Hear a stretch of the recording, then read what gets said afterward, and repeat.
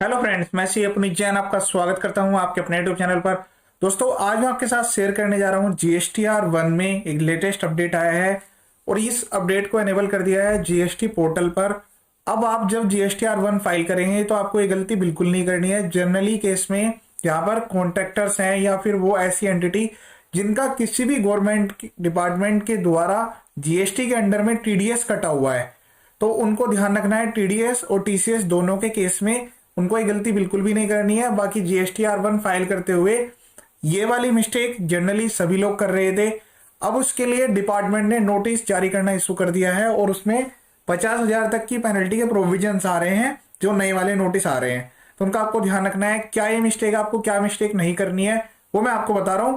Generally contractors और जो बड़े जिनके बाद टेंडर्स आते हैं वो वाले एसएससी इस वीडियो को पूरा ध्यान से देखें। यहां पर मैं लॉगिन कर लेता हूं फॉर एग्जाम्पल किसी भी एक एसएससी का, फिर मैं उसके बाद आपको यहां पर समझाता हूं कि जो ये नया वाला अमेंडमेंट है जो पोर्टल पर एनेबल किया गया है वो क्या है। उसी के साथ साथ एक यहाँ पर मैं आपको टीडीएस और टीसीएस का जो प्रोविजन है जो कि मैंने अभी बताया था कि आप वो चेक कर सकते हैं और उसको आप क्रेडिट लेजर में भी क्रेडिट कर सकते हैं। हालांकि इसके लिए मैंने सेपरेटली वीडियो अपने चैनल पर अपलोड किया था, बट वो भी मैं साथ के साथ आपको यहाँ पर बता रहा हूँ। सर्विस के अंडर में यूजर सर्विस में यहाँ पर आपको एक ऑप्शन मिलेगा रिटर्न में टीडीएस और टीसीएस क्रेडिट। ठीक है, तो उसमें आपको चेक करना है वो टीडीएस और टीसीएस क्रेडिट नहीं छोड़ना है और यहीं से आपको जिस एंटिटी ने जिस गवर्नमेंट डिपार्टमेंट का आपको जीएसटी नंबर नहीं मिल रहा था, जिसने आपका टीडीएस डिडक्ट किया, वो भी आपको यहीं से मिल जाएगा। ठीक है, तो अभी हम यहाँ पर लेटेस्ट अक्टूबर का एक बार चेक करते हैं। ये रिटर्न आपको फाइल करनी होती है और पीरियोडिकली इसको आपको अपलोड करना होता है कि इसमें आपको पता लग जाता है कि कितना क्रेडिट आपका आया हुआ है या नहीं है। पहले मैं सितंबर में आपको दिखाता हूँ कि आपको किस तरह से ये एनेबल करना होता है। देखिए, यहाँ पर क्लिक करना होता है।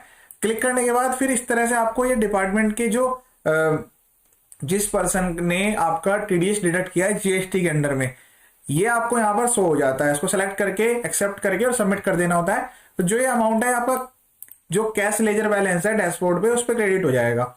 अब यहाँ पर आप देख रहे होंगे जीएसटीएन ऑफ डिडक्टर, मतलब पहले क्या कर रहे थे जो भी एसएससी हैं वो ये गलती कर रहे थे कि जब सामने वाले गवर्नमेंट डिपार्टमेंट का जीएसटी नंबर नहीं है तो उसको हम GSTR 1 में अनरजिस्टर्ड पर्सन में क्लेम कर रहे थे।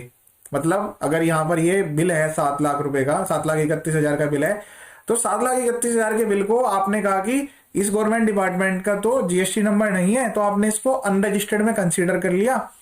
हालांकि ये जो यहां पर नंबर लिखा हुआ है जीएसटीएन ऑफ डिडक्टर, ये इसका जीएसटी नंबर है, बट ये टीडीएस डिडक्ट करने के लिए है।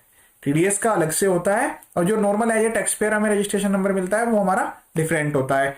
बट यहाँ पर ये जो नंबर यहाँ पर मिला हुआ है, मैं अभी इसको कॉपी कर लेता हूँ। हालांकि मैंने इसकी एक एक्सेल फाइल भी डाउनलोड कर ली है। ये हमारी एक्सेल सीट है, उसमें से मैं आपको दिखा देता हूँ। ये एक्सेल फाइल मैंने डाउनलोड कर ली। इसमें यहाँ पर इसके लिए मैंने एक सेपरेट वीडियो भी बनाया था कि आप इसको ऑप्टोटैक्स एक वेबसाइट है उससे आप डाउनलोड कर सकते हैं। इसमें आपको सारे परचेज के बिल्स मिल जाते हैं, टीडीएस टीसीएस और जो क्रेडिट नोट्स है वो सारी डिटेल्स यहाँ पर आ जाती है। देखिए, इस एंटिटी ने मैंने यहाँ पर टीडीएस जो है वो डिडक्ट किया हुआ था और ये मेरा जीएसटी नंबर है जो कि 10 नंबर है एक तरह से किसका, उस डिडक्टर का या गवर्नमेंट डिपार्टमेंट का जिससे हमें कॉन्ट्रैक्ट मिला है। अब इसको हमें GSTR 1 में यहां से मैं कॉपी कर लेता हूं और ये मेरा GSTR 1 में टेबल नंबर 4 में एक्सेप्टेबल है। जबकि आप क्या गलती कर रहे थे, इसको B2C सेल में दिखा रहे थे। तो उसके लिए जीएसटी डिपार्टमेंट ने क्या किया, नोटिस भेज दिया है कि आप डाटा को जो है गलत तरीके से शो कर रहे हो, क्योंकि ये तो एक रजिस्टर्ड एसएससी है। हालांकि उसका जो नंबर है वो टीडीएस के अंडर में लिया गया है, पर है तो वो जीएसटी में रजिस्टर्ड ना। अब मैं आपको GSTR 1 में इसको एंटर करके दिखाता हूं कि ये डिटेल्स वहां पर किस तरह से एंटर होगी। तो यहां पर हमने रिटर्न डैशबोर्ड पर क्लिक किया, अक्टूबर में हम गए, GSTR 1 में हम आ गए।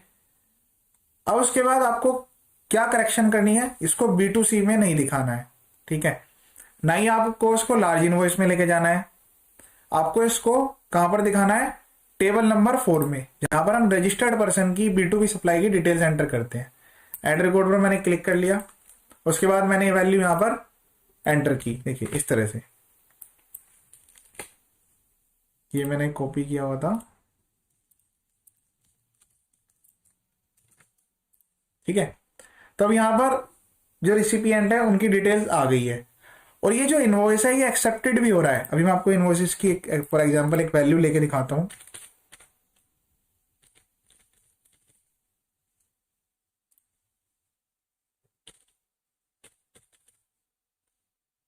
अभी हम यहाँ पर एज्यूम कर रहे हैं 1 लाख प्लस जीएसटी 18%।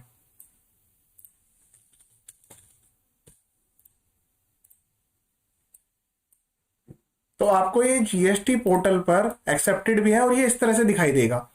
और पहले क्या हुआ करता था, यहां पर ये एरर दिखाता था कि ये जो जीएसटी नंबर है ये एक्सेप्टेबल नहीं है, बट यहाँ पर टैक्स पेयर का टाइप आ रहा है और प्रोसेस रिकॉर्ड आ रहा है। इसका मतलब है ये डिटेल्स करेक्टली मेरी अपलोड जा रही है। अभी मैं आपको उसको बैक करके और जनरेट समरी पे भी क्लिक करके दिखाता हूं कि इसको एक्सेप्ट कर रहा है कि नहीं। तो ये देखिए यहां पर ये एक्सेप्टेड है, वैल्यू मुझे दिखाई दे रही है। ये वैल्यू आपकी कुछ भी हो सकती है, 1 लाख, 10 लाख, 5 लाख, जैसे उस केस में 7,31,000 थी।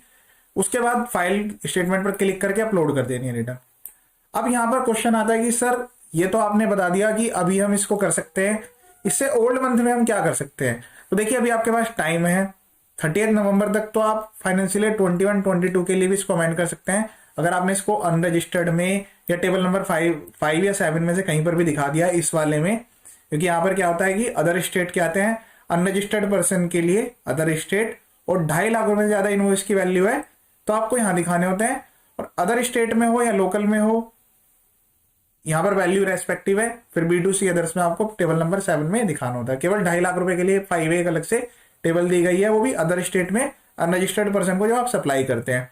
तो जनरल केस में आपने यहाँ पर एंट्री की होगी या यहाँ पर की होगी, फिर आपको अमेंडमेंट कर लेना है। यहाँ पर क्लिक करेंगे तो उनके लिए टेबल है, यहाँ पर देखिए यहाँ पर लिखा हुआ है लार्ज इनवॉइस B2C और इसके लिए ये वाला। तो ये दोनों में जाके आप इसको अमेंड करके जो वैल्यू थी स्टेट वाइज वैल्यू एंटर होती है उसका आप 0 कर देंगे और यहाँ पर नए जो इनवॉइस हैं वो आप एंटर कर पाएंगे। कहां पर एंटर करने हैं, करंट वाले पीरियड में, क्योंकि 21-22 के लिए अमेंडमेंट तो आप तभी कर पाएंगे जब आपने वो इनवॉइस अपलोड किया होगा। इनवॉइस तो आपका अपलोडेड नहीं है, तो आपको ये न्यूली इनवॉइस यहाँ पर ऐड करने होंगे। फिर जब आप इसके एनुअल रिटर्न फाइल करेंगे तब आपको इसका करेक्शन फाइल करना होगा।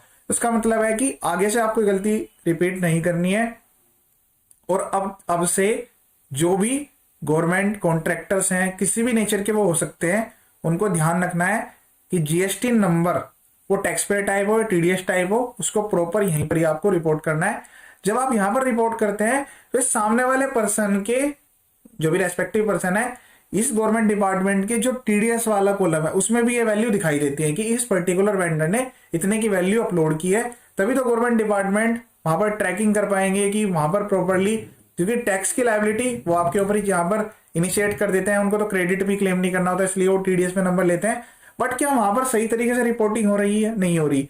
आपने कोई वैल्यू रजिस्टर्ड पर्सन को दी और उसको रोंगली अनरजिस्टर्ड में दिखा दिया तो रिटर्न जो है गलत मानी जाएगी। और इसी के लिए वो क्या कर रहे हैं, जब ये पूरी चीजें केस एनालाइज हो गया, केस एनालाइज होने के बाद उन्होंने कहा कि सर आपने रजिस्टर्ड पर्सन को अनरजिस्टर्ड में दिखाया और जहां पर एक्ट में कोई स्पेसिफाइड पेनल्टी नहीं लगती है वहां सीजीएसटी एसजीएसटी दोनों में 25-25 हजार की पेनल्टी लगा के 50 हजार तक की पेनल्टी इस पर इनिशिएट हो रही है। तो आपको ध्यान रखना है, इस वीडियो को शेयर भी करना है ताकि सभी को इसका बेनिफिट मिल सके। उसके अलावा चैनल पर काफी सारे मैंने वीडियोज अपलोड किए हैं, जीएसटी कंप्लायंस और इनकम टैक्स से रिलेटेड कुछ बेसिक रजिस्ट्रेशन को मैंने यहाँ पर कवर किया हुआ है। तो आप चैनल को सब्सक्राइब करें या ना करें पर वीडियो जरूर देखें। ये वीडियो देखने के लिए थैंक यू सो मच।